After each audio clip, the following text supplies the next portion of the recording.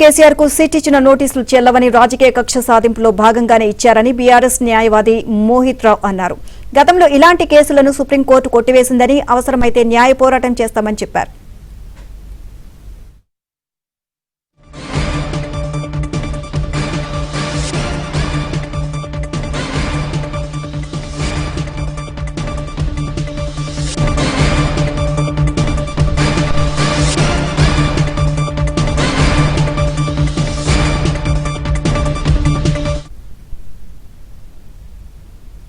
ఇదే అంశానికి సంబంధించి మరిన్ని అప్డేట్స్ మా ఢిల్లీ కరెస్పాండెంట్ సతీష్ నాడి తెలుసుకుందాం. సతీష్, కేసీఆర్ కు సిట్ ఇచ్చిన నోటీసులు చెల్లవు అని చెప్పి రాజకీయ కక్ష సాధింపులో భాగంగానే ఇచ్చారు అని బీఆర్ఎస్ న్యాయవాది మోహిత్ రావు తెలియజేస్తున్నారు. ఓవరాల్ గా దీనికి సంబంధించి అప్డేట్స్ ఏంటి?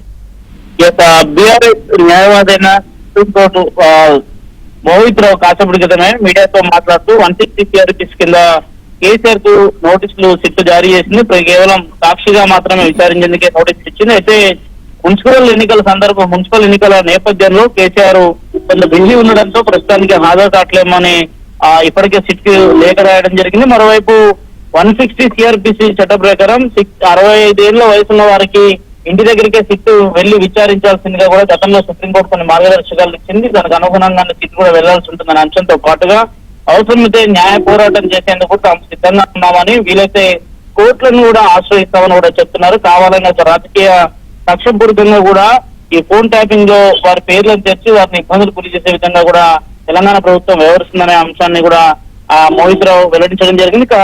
కేసీఆర్ ను హైదరాబాద్ జ్యుడిషియల్ పరిధిలోకి రావాలని సిట్టాధికారులు చెప్పడం కూడా చట్ట వ్యతిరేకమైన అంశాన్ని కూడా ఆయన స్పష్టం చేస్తూ మళ్ళీ నోటీసులు ఇవ్వడం చట్ట ప్రకారం కుదరదనే అంశాన్ని కూడా మోహిత్ రావు స్పష్టం చేశారు. అయితే బీఆర్ఎస్ సంబంధించిన న్యాయవాది కావడం ఖచ్చితంగా ఒకవేళ ప్రస్తుతానికి హైకోర్టుని కానీ లేదంటే తిరిగి మరోసారి నోటీసులు ఇస్తే మాత్రం సుప్రీంకోర్టు కూడా ఆశ్రయించవచ్చని బీఆర్ఎస్ ఉన్నట్టు తెలుస్తుంది. అందులో భాగంగానే ఆ పార్టీకి సంబంధించిన న్యాయవాది మోహిత్ రావు ఈ వ్యాఖ్యలు చేసినట్టు తెలుస్తుంది. ప్రస్తుతానికి ఆయన చెప్పిన అంశం ప్రకారం చూసుకుంటే ఖచ్చితంగా నోటీసు సంబంధించిన అంశంలో మాత్రం ఒక రాజకీయ కష్టపూరితంగా ఉంది. అందులో భాగంగానే వరుసగా పార్టీకి సంబంధించిన ముఖ్య నేతలందరికీ కూడా నోటీసులు ఇస్తూ సిట్టు ముందుకు వెళ్తుంది. ఇది రాజకీయ క్రీడలో భాగం మాత్రమని అంశాన్ని కొట్టిపారేయడం జరిగింది.